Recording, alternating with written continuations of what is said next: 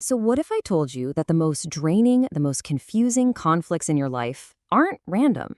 What if they're not really about you or your flaws, but are actually part of a deliberate, almost systematic assault on your own mind? You see, this isn't just a disagreement, it's a battle for your reality. I think we all know the feeling, right? A conversation just spins and spins in circles until you're dizzy with self-doubt. You start wondering, wait, am I the one who's being unreasonable?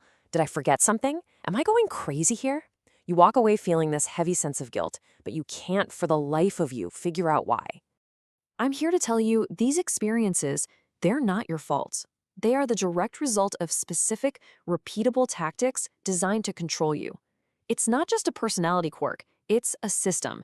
And today, we're going to pull back the curtain and expose that system piece by painful piece. All right, so the first part of this playbook is all about creating what I call the unwinnable game. The entire point is to keep you perpetually off balance, to keep you striving for something you can never reach, and to make you believe that you are the one who's failing.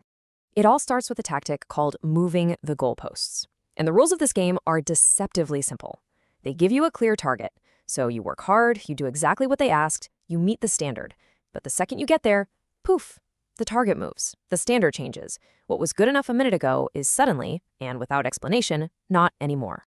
And this creates this just devastating cycle. You clean the whole kitchen, but they'll walk in and point out the one tiny spot you missed. You finish a huge project, but suddenly it needed more detail. Details, of course, they never mentioned before. Success becomes totally impossible because the real goal was never for you to succeed. Nope, the goal was just to keep you trying. Now, the next piece of this unwinnable game, this one's called Weaponized Incompetence. This is basically a deliberate, calculated performance of failure. They don't fail because they can't do the task. They fail so that you, out of sheer frustration, will finally give up and just do it for them. And this really shows you the exchange, doesn't it? They'll do a task so poorly that it becomes more work for you to fix it than to have just done it yourself. And with a simple sigh of, "Oh, I'm just so bad at this," they manage to offload their responsibility right onto your shoulders. They get freedom while you get buried under the weight of it all. Okay, so if the unwinnable game is designed to create exhaustion, this next chapter of the playbook, The Addiction Machine, is all about creating dependency. This is where psychology is literally weaponized to get you hooked on a painful cycle of hope and despair. Now, what's so fascinating here is how this taps directly into our brain's reward system. See, a consistent, predictable reward, that creates a feeling of stability and security. But an unpredictable reward, sometimes you get it, sometimes you don't, that creates addiction. It is the exact same psychological mechanism that makes a slot machine so compelling. You just keep pulling that lever, totally convinced the next one will be the jackpot. In a relationship, this is that classic hot and cold behavior. One day, they're showering you with affection and praise. The next, they're distant, critical, and you have no idea why. That randomness, that's the trap.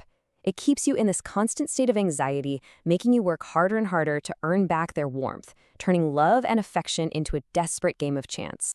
And to keep you playing that game, to keep you pulling that lever, manipulators use a tool called future faking. They paint these vivid, beautiful pictures of a future with you, the amazing vacations you'll take, the life you'll build together, and these promises, boy, do they feel like a real commitment. But here's the thing. That future, it never actually arrives. The timeline always shifts. These promises aren't plans. They are tools designed to keep you compliant right now. So you end up making sacrifices, turning down other opportunities, excusing bad behavior, all because you're investing in a dream. You start organizing your entire life around a future that, in reality, only ever existed in conversation.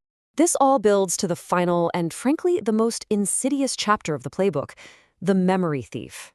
If the other tactics control your actions and your emotions, this next set, this is designed to control your mind itself by literally rewriting history. It starts with something called selective memory.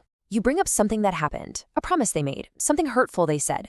You remember it crystal clear, but they'll just look at you with complete conviction and deny it. They rewrite history right there on the spot, always in a way that makes them look better. Their confidence is just so absolute that you actually start to question yourself. That never happened. You're being too sensitive. You're misremembering. And when your reality is denied over and over and over again, you eventually stop trusting your own mind. You just stop bringing things up because every single conversation turns into a debate about what is even real.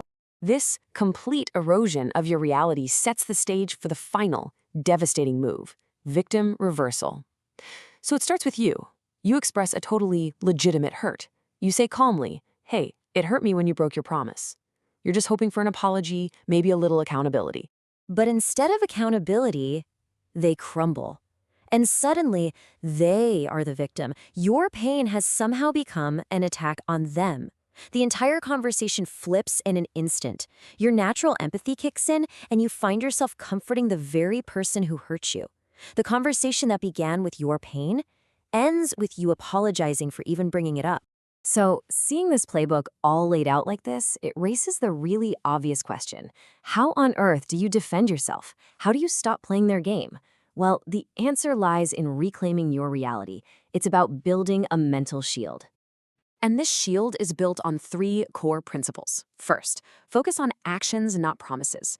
Words are cheap, right? Especially when future faking is in play. You have to look at what they do, not what they say they're going to do. Second, trust your own memory and perception. Your reality is not up for debate. And third, and this is a big one, remember that an explanation is not an excuse. Someone can have all kinds of reasons for their behavior, but that doesn't absolve them of the impact it had on you. And this reveals the most crucial point of all. You cannot outsmart a manipulator at their own game. You can't. You can't win by playing by their rules, because the rules were specifically designed for you to lose from the very beginning. The only winning move is to refuse to play.